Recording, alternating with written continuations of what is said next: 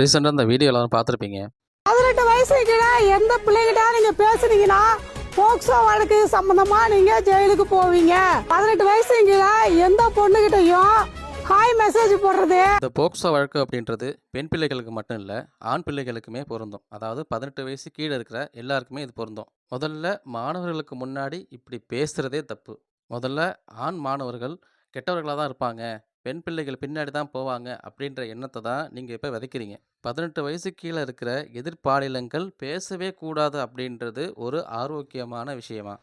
நம்மளோட இந்திய அரசியலமைப்பு சட்டத்துல அப்படி ஏதாவது வரி இருக்கா? இல்ல நம்மள விட வளர்ந்த மேலை நாடுகள்ல இத ஃபாலோ பண்றாங்களா? இப்படி எதிர்ப்பாலினங்கள் பேசாம இருந்தா, அவங்க ஒரு ரிலேஷன்ஷிப்குள்ள போகும்போது, ஆண்கள்னாலே கெட்டவங்க தான், மோசமா தான் இருப்பாங்க அப்படின்ற எண்ணம் அந்த பெண்ணுக்கும், பெண்ணுனாலே திமிர் பிடிச்சவங்க தான், சீட்டிங் பண்றவங்க தான் அப்படின்ற எண்ணம் அந்த ஆணுக்கும் வராம இருக்குமா? இந்த உலகத்துல எங்க போனாலும் ஆண், பெண் 2 பேரும் சேர்ந்து டீம் ஒர்க் பண்ற மாரியான ஒரு நிலை தான் இன்னைக்கு இருக்கு.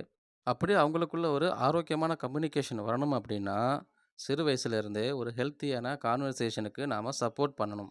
இத மாதிரி ஆப்போசிட் ஜெண்டர் பேசிக்க கூடாது அப்படின்ற ஒரு கடுமையான விதிமுறைய நம்ம விதிச்சோம்னா, எதிர்காலத்துல அவங்களுக்கு சைக்காலஜிக்கலா ஆப்போசிட் ஜெண்டர் மேல வெறுப்பு தான் வருமே ஒழிய, ஹெல்த்தியான மென்டாலிட்டி உருவாகறதுக்கு வாய்ப்பே இல்ல.